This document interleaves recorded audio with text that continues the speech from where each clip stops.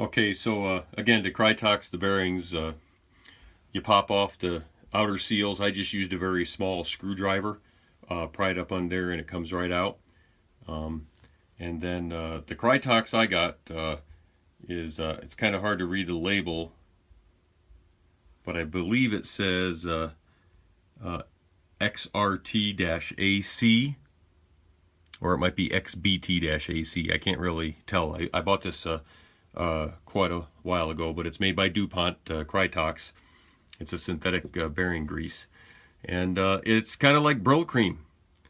Little dab will do ya.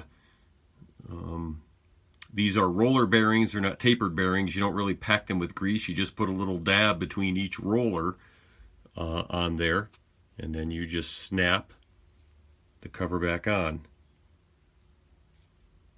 Just like that. Cover's back on, and they're ready to go. So what I'm going to do is I will use a small block of wood, and I will tap that first one down in.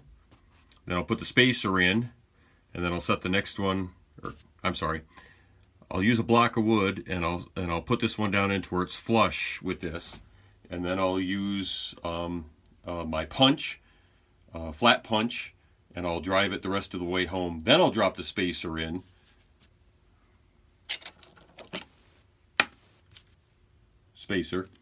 Then I'll put this one on, and again use a block of wood to get it flush, and it just needs to be flush or just a smidge below the edge of this.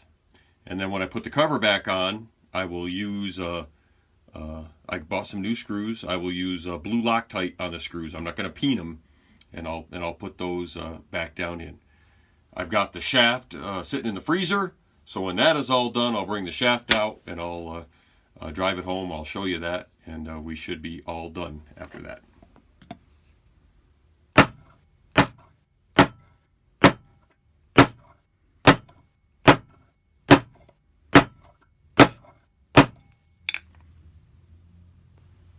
Okay, I got the first bearing down in there.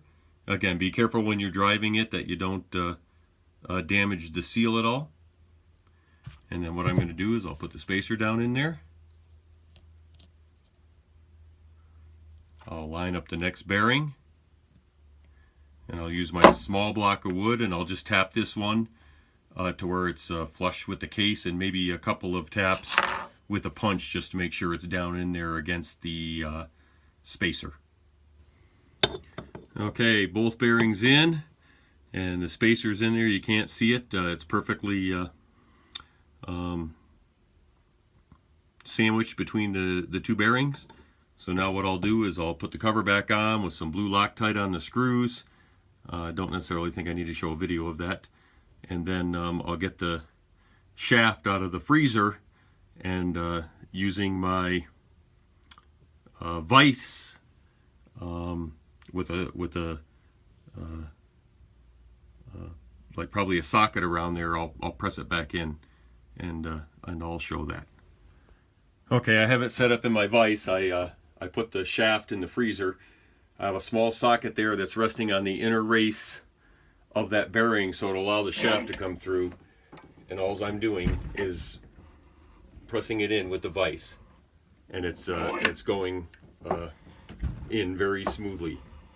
And once that thing hits flush in the back, then I'll have to put a socket in the back, and I'll show you that setup to get that. So here's my setup for finishing pushing the shaft through. I used just a block of wood, and it was up against the vanes of the that part of the shaft, and I pushed it to where it was flush here. And now what I have here is I have a large 1/2-inch socket. I don't know if you can see down in there. It fits down inside the center hole on that part of the Cush drive. And then I have a 1/2-inch drive socket here that's resting on the inner race of the bearing. A little block of wood to make sure everything, and all I did was use my vise and pushed it all the way home. Now if you have a press, that would work a lot better, but this is just a Harbor Freight vise that I used. Now the last step that's left is to press the gear on. And again, really simple using the vise. I put a socket back there to hold the shaft portion in place, and then I use a socket here that's large enough to go over the shaft and hold on to the gear, and then all you do is crank down on this, and it'll slowly press that gear on there. And then when it's all done, it's just putting the castellated nut on there, snugging it up pretty good, and putting the cotter pin in.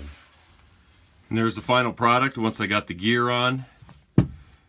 Just a reverse of taking it off. There's two ways you can tighten this nut up. Again, you can use the channel locks in the vice grip, in the vice to go and lock that down. Or if you have this style gear with the flats on it, you can get a wrench down inside there and hold it with a wrench. Now this gear is pressed on. This doesn't need to be uber tight with the cotter key. I basically snugged it up to the point and then went one open castle over to where the hole would line up, and then just stuck in the thing. So that's the rebuild of the Cush drive.